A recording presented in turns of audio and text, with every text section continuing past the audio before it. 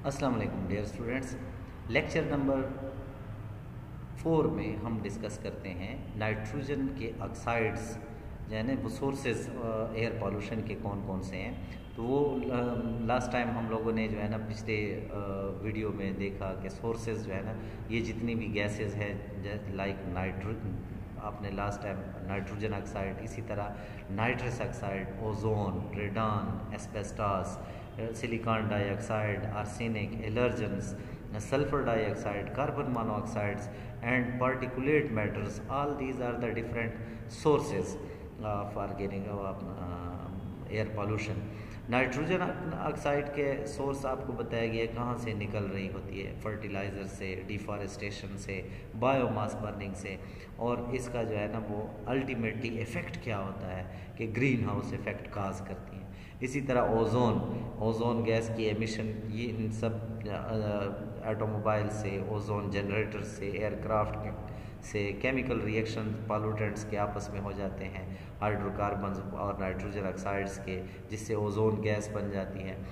इस क्या harmful effects क्या होते हैं कि ब्रीथिंग डिफ़िकल्टीज़ होती हैं, सांस लेने में तकलीफ़ होती है और हमारे लंग्स को डैमेज कर देते हैं, एस्थमा हो जाता है और आई इरिटेशंस भी होती हैं, आँखें जलती हैं और पानी आता है। तो ये ओजोन के सारे हार्मफुल इफ़ेक्ट्स हैं।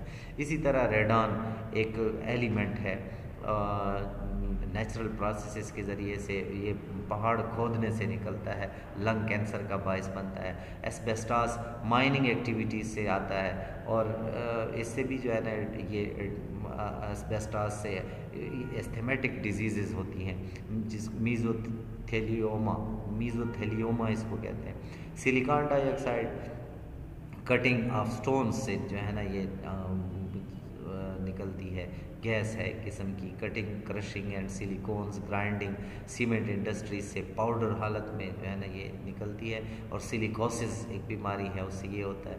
आर्सेनिक है, कापर स्मेल्टर, सिगरेट स्मोक से जो है ना ये सोर्स है उसका और लंग कैंसर का बायस बनती है। एलर्जेंस पोलन्स और एनिमल डेंडर और हाउस डस्ट से जो है ना ये भी एस्थेमेटिक और रेनाइटिस का बायस बनती हैं।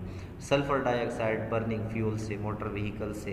तो ये आपने इनके सोर्सेज को याद रखना है कि कौन सी गैस कहाँ से एमिट होती है और अल्टीमेटली उसके हार्मफुल इफ़ेक्ट्स क्या होते हैं। ये भी ब्रीथिंग डिफ़िकल्टीज क्रिएट करती है। कार्बन मोनोऑक्साइड के सोर्सेज हैं नेचुरल गैस, केरोसिन, ऑयल, कोल, इन सब की बर्निंग से कार्बन मोनोऑक्साइड भी बनती है और इसके भी रेस्पिरेटरी ट्रैक्ट पे इसके इफ़ेक्ट्स होते हैं, हेमोग्लोबिन को डिस्टर्ब करती है। और इसी तरह पार्टिकुलेट मैटर्स, पार्टिकल्स हैं, कार्बन बेस्ड पार्टिकल्स जिसमें खुद कार्बन होता है, डस्ट हैं, एसिड एरिसोल्स हैं और इसी तरह डीजल मोटर व्हीकल्स हैं, इससे भी लंग डैमेज होते हैं और इससे भी जो है ना बहुत सारी ब्लड स्ट्रीम की रेस्पिरेटरी ट्रैक्ट डिजीज़ क्रिएट करते हैं ये भी। तो these are different sources of air pollution. Thank you very much. अल्लाह हाफ़िज़।